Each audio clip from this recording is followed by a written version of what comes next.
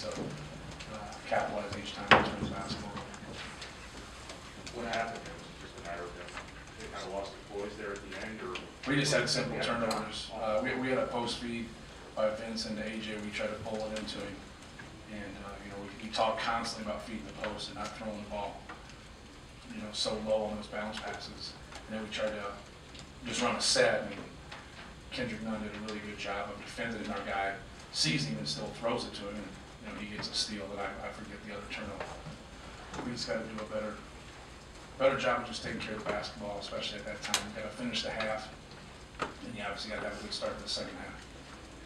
Now with the situation with Kendall, and how did that affect things, especially with the second half? He hurt that same finger that he broke when he was in Maui, and so that was what they said. So obviously, you know, he gives us that threat, shooting the basketball. And, you know, tonight, I mean, our offense sometimes is just passing the ball, and they just left us wide open. And if you look at the second half, you go back and dissect the shots we got.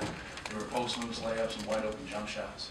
And we simply just didn't make them. And you know, we probably took the most threes we've taken all year just because, you know, we were open, and you know, we didn't step up and knock them down. So obviously with him, you know, he helps in that area. And then he really helps in terms of getting the ball inside because people have to guard. Their offensive rebounding, especially in the first half. Yes. What do you attribute that to? I just think they played harder.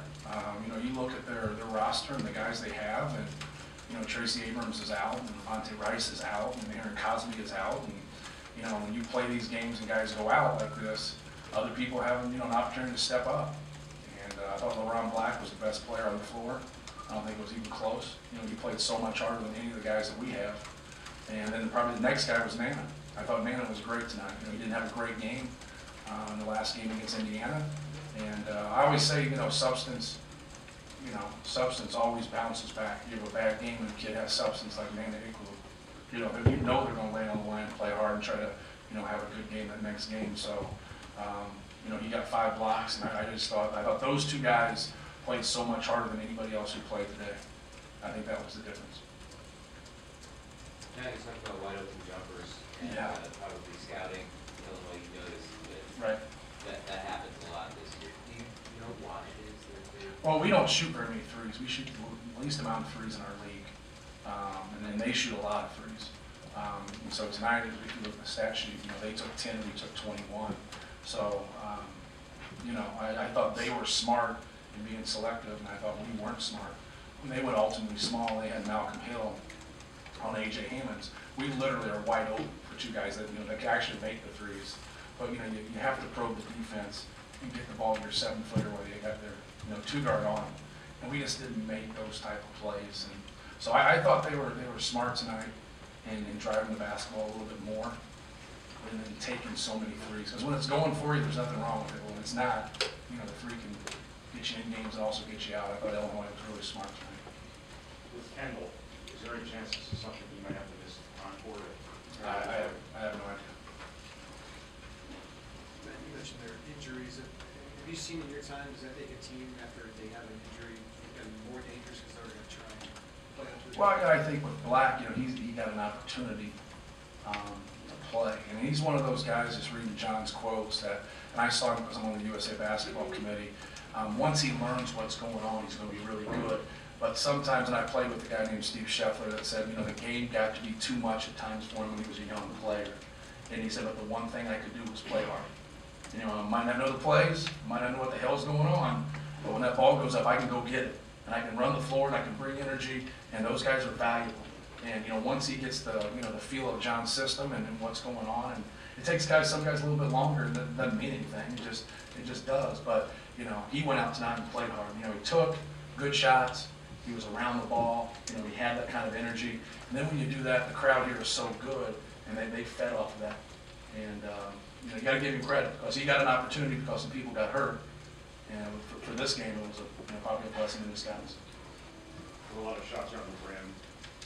You guys weren't able to take it. That was 4 straight free throws. You always talk about how that can kind of deflate you. Yes. Sometimes. Did that have an impact? I really thought it did. I thought the 4 missed free throws in a row and that stretch was huge for us. We really had to show some character at that time to hang in there and make some plays. And we just weren't able to make enough plays, and then they were. But, you know, when you're getting, you know, good shots, when you're getting to the free throw line, you're getting nothing out of it. It gets guys' heads down real quick. Now, you guys, you're just a couple minutes away from being able to take a lead at halftime for the first time in the Big Ten. What do you see during that kind of extended stretch in the first half? Just those turnovers. You know, we beat ourselves there. And we just turned the basketball over and didn't make plays. And then we fouled a couple times in transition. What was going well before that? So, why would you think get it back in the second half?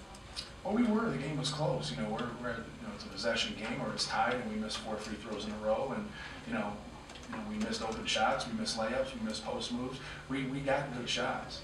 It wasn't like they were, you know, they scored 80 points against us. You know, we had it in a position where it was going to be in the high 50s, the high 60s, and the game was going to be in there. We're going to be able to score enough points because we were getting quality shots. We just didn't knock those things down. And then when it goes that way, there's more opportunities, you know, rebounds, loose balls, things of that nature. And they were able to get a couple more than we were. Anything else? That stretch in the first half, John picked up the second foul. Yes. How big was that? Oh, that was huge. That was huge. And not to say that he, you know, doesn't get in positions and turn the ball over here and there, but he, you know, that was a big swing. I thought they gained momentum, and I thought we were able to battle back in that stretch and really, you know, in the middle, halfway through the second half, be in a good position, but then we weren't able to convert. That was probably the biggest part of the game in terms of a momentum swing. And then I thought the key to the game was just the, you know, Ron Black and Egwu. I thought those guys were great. Thank you. John Octius,